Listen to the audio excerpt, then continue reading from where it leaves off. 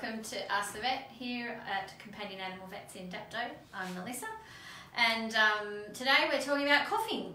So coughing, we're seeing quite a lot of dogs with coughing at the moment in the last couple of weeks, and many of them have coughing for different reasons. So I thought I'd talk about coughing today.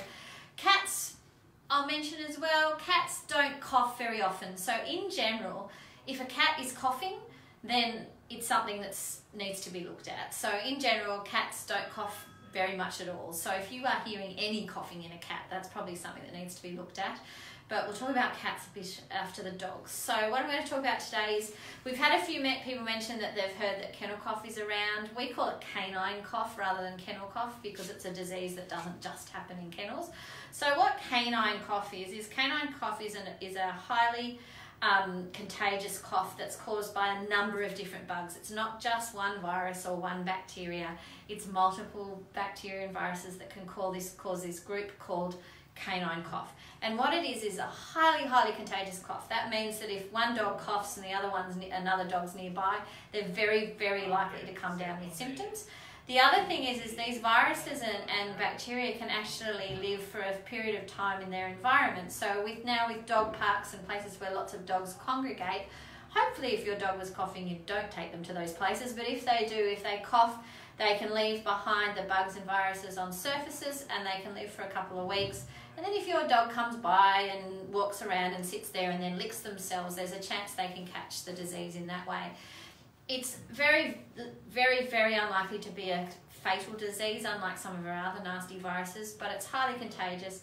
And when an animal has canine cough and a contagious cough, then it's quite violent. So what happens is they cough and cough and cough and cough and cough and cough and cough, and they don't really stop. They cough and cough. Any sort of pressure on their windpipe, any sort of thing on their lead, touching, eating, drinking, anything that irritates their throat, they cough and they cough and they cough and they cough. And so they go from not coughing at all to suddenly coughing almost all the time.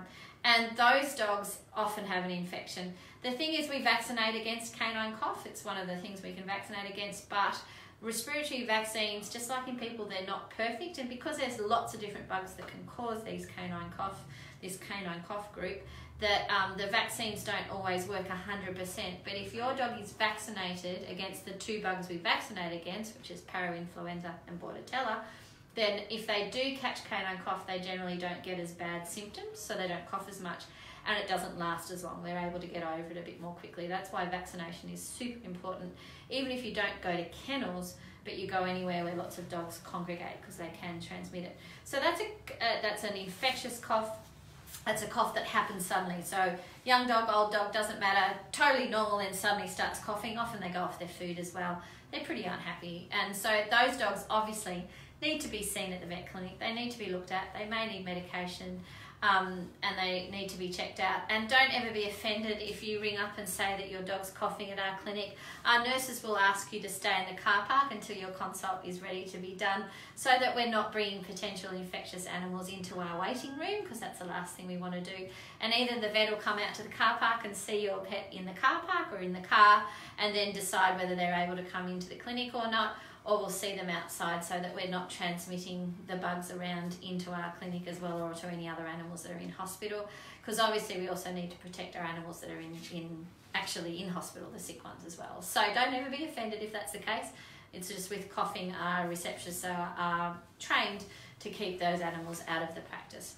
So that's a sudden cough, feeling unwell, often young animals, out and about, or if they're not vaccinated against canine cough. Do we have a question? We have a question. No problem. If I have a cold, can my dog catch it? Very unlikely. Cold viruses tend to be very species specific. It's a great question, and we get asked it all the time. But they're generally fairly species specific, so it's unlikely. If it's a contagious cough or a contagious thing like a cold in a human being, then it's very rare would that transmit between species. But I guess you can say never, because that's how some cold viruses are transmitted from birds to people and all that sort of stuff. But yeah, I've never even heard of it happening with a dog and a human being. So it's a great question though, and lots of people ask it all the time. So, but highly contagious within species, that canine cough group. So within dogs, very contagious. So the other forms of cough we tend to worry about. So dogs cough every now and then naturally. Like us, we have a bit of a cough, get over it, that's nothing to worry about. But if you're realising that you're hearing your dog cough fairly consistently, that means every day or every couple of days you're hearing a coughing episode, then that probably means that's not normal. If you have a young dog that's coughing like that, that's definitely not normal. If you have an older dog, then we start to worry about other causes of coughing. So we have some chronic forms of coughing, which are allergic type coughs, which is called allergic bronchitis. And that can happen in younger or older dogs, and it tends to be a dry cough. It tends to happen during the day, or when they're drinking water or eating, and they start to cough at sort of intermittent times during the day. Less likely to be having coughing at night. It tends to be a daytime cough, but they sometimes can cough at night. In older dogs that are over the age of 8 or 9, with coughing we start to get very concerned about other diseases like heart disease or heart failure.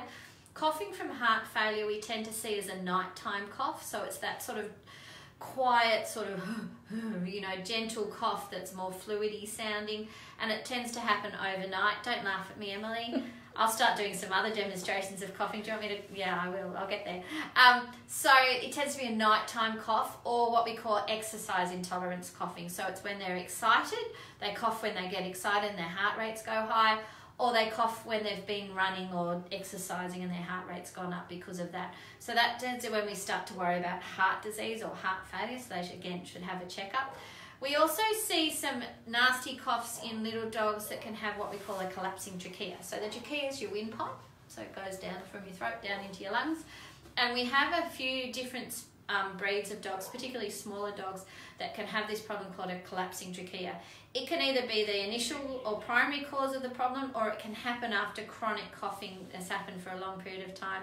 And that's where we start to worry about dogs that are coughing for a long period of time, because they can lead to other problems. So it can start with one problem, change to something else. And that's called a goose honk cough. And Emily's going to laugh even louder at the moment because I'm going to try and demonstrate it. But it seriously is, it has a very particular sound, and it's a real sort of sound. It's got vocalization with it. So it sounds, we call it a goose honk cough. And if you're hearing that sound in your pet, then again, it's a really important thing to be checked out. But because chronic cough actually leads to cough. So if your dog coughs for a long period of time, no matter what the cause was, often we can never get rid of that cough completely because of the damage that's been caused by the coughing that's happened beforehand. So I guess the take-home message today is if you're hearing coughing, then probably have a checkup. It's not normal.